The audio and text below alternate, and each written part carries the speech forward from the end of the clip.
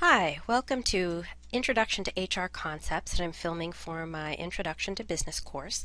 This is Shoma Jurgensen. I am the program chair for the School of Business at the Maple Grove Brooklyn Park campus. Thank you for joining me today.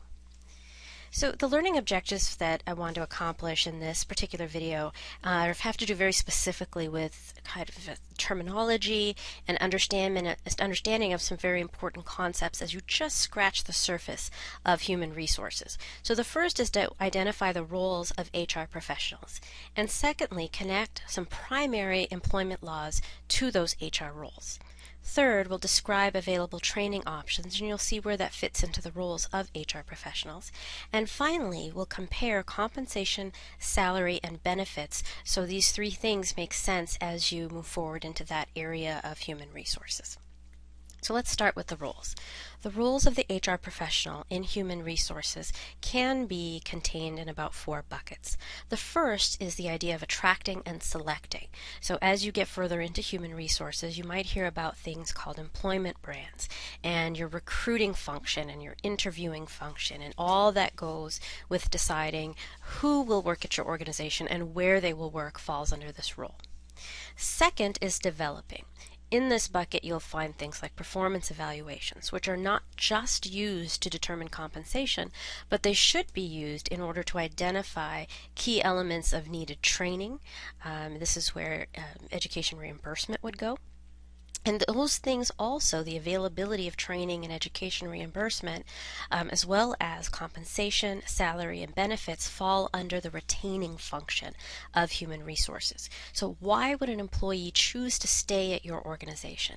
Now these can be monetary things like we mentioned or I have mentioned, or they can be non-monetary things like flexible schedules, telecommuting, the ability to have some perks, different incentives that may be time off, etc. All fall under retaining. And finally, terminating is also an important role. Not all employees work out. There are shifts in strategy. There are opportunities for a promotion for some, and others are ready to retire. So it's important that this piece of human resources be handled just as strategically as attracting and selecting. So let's talk about really one of the crux areas of human resources, and that's not policy, but it's to understand the laws that have been put in place in order to support human resources policies that we have today. So the first one I'm going to talk to you about, which is in your text, Better Business, is equal employment opportunity. And definitely it falls in your bucket of attracting and selecting the right employees. In 1965, the Equal Employment Opportunity Commission was put together in order to ensure that protected classes, which we'll look at next, have an opportunity of the same type as other groups or non-protected groups. You'll notice I did not say that there's a quota. In fact, quotas are illegal. It is the opportunity of everyone to be able to interview for and be considered for employment in as fair a method as possible. So this is equal opportunity through the protection of protected classes, because in 1965 those protected classes were historically the most damaged by hiring practices. And what happens is the hiring practices become, well, the way we do things. We forget that with the Civil Rights Act in 1964, which is a critical act in human resources law and employment law, it actually precedes the EEOC. And the point of this is to prohibit discrimination.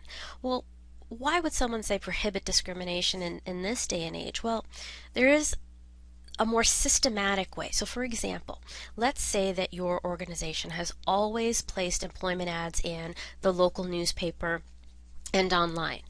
Well, have you ever wondered what the demographics of the local newspaper and online readers of job ads are?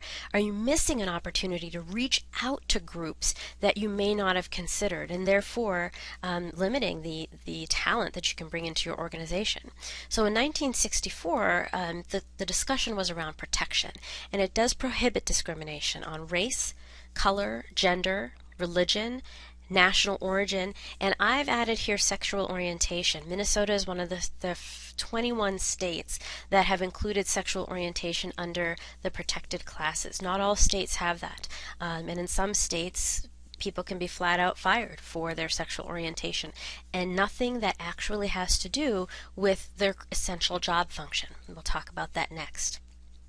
In 1990, you'll notice that's not that long ago, Americans with disabilities could be fired without cause, right? So we have an employment at will agreement with our employees. So the ADA, which is short for this act, prohibits discrimination against people with disabilities. Now the act says prohibits discrimination against disabilities. If you look at the crux of this, however, it's the people that are being discriminated against. In this case, they happen to have disabilities. And the question employment hiring managers, HR professionals have to ask is that truly an essential job function that you are firing that person for? For example, I know of a trainer, someone who trains people how to use computers, who is completely blind. How could that possibly work?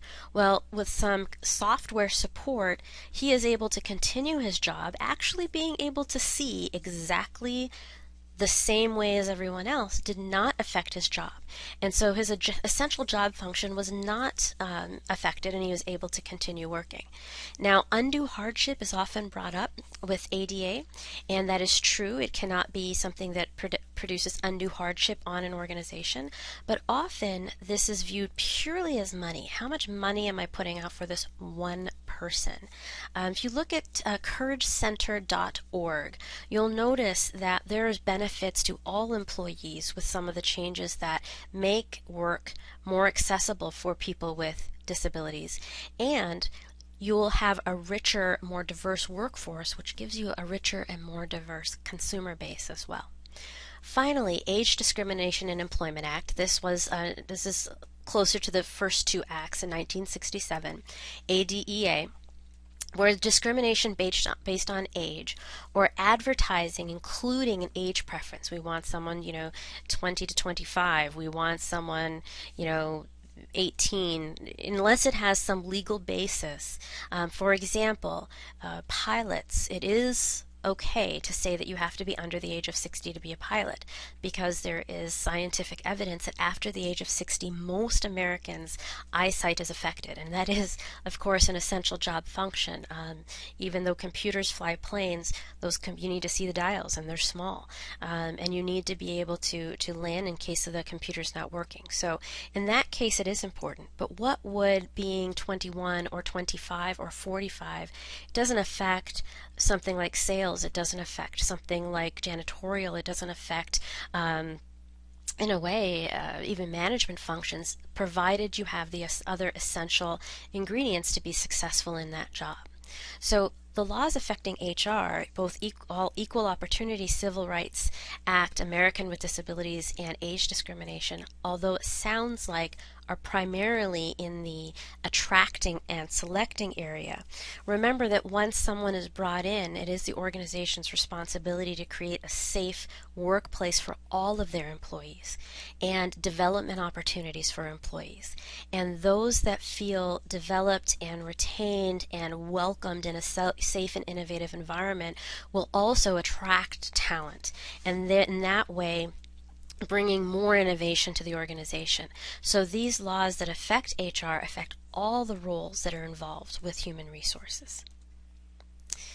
So we talked about attracting, selecting a little bit. Let's talk about developing and some of the training opportunities. Now, training can be done around operational things. For example, how do you drive safely? How do you run a plant safely? Schools are doing lockdown drills in case of a shooting incident. And there's the development piece. So you've gone to middle management and you're looking forward to developing into an executive career track. What opportunities are available for you? So this really runs the gamut. You start with orientation. A really strong orientation is necessary, not just to things like computer systems, but to the culture of the organization, to the functions you'll work with, to the customers you'll be interacting with. And orientation, as well as other training, can be done in multiple ways. On-the-job training is one, but you'll also find simulations or online training. When I was at General Mills, I had to do a legal training every year that actually used simulations in a way. It wasn't, flying in a flight simulator or anything, but we would watch video scenarios and go through and simulate our answers to make sure we were staying on the right side of the law at all times. And that online training is very pervasive nowadays because it's cost effective and it's scalable. Management development programs take on a bit of a different look. You'll get opportunities to cross-train. So for example, I'll just use another General Mills example. Every year you're moved to a different division or to a different business unit, and the reason for that is to get a broad understanding of the organization. You might have a coach, a management coach. You might have mentorships or job shadowing opportunities. And there are off-the-job training opportunities as well, if you think of more traditional classroom training, and even education reimbursement as a form of off-the-job training. So many opportunities to build skills. It's important not to settle into one, but understand the interdependence of each kind of training opportunity.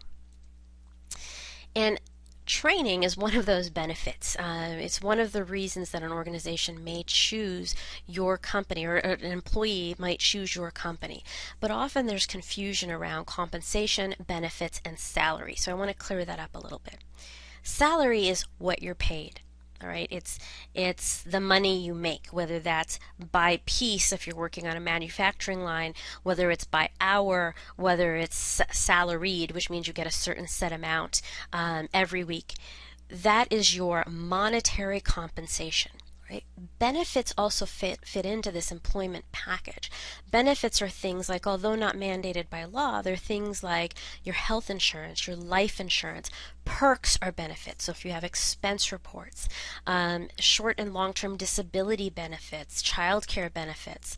But there are non-monetary benefits as well. For example, flex time. Are you going to job share? Will that allow you to be with your family more? Are there opportunities for travel?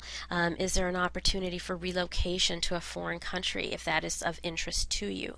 And these two things together, salary and benefits, complete the employment package, and altogether can be considered compensation. All right, so that does include things like stocks and revenue sharing and things like that. And one of the reasons this mix of salary and benefits has become so important is because the role of employment has changed, not just in the U.S., but as we become more global, we're seeing changes across the globe. So where we can look at compensation, benefits, and salary, we have different elements. How much of our workforce is permanent? How much is based on contingency? And how much can we do on a virtual basis? It really changes the way that we approach human resources, the kinds of attracting and selecting we do, the kinds of developing we do, how we retain, and of course, how we terminate is all affected by this new role of employment or social contract that we have today.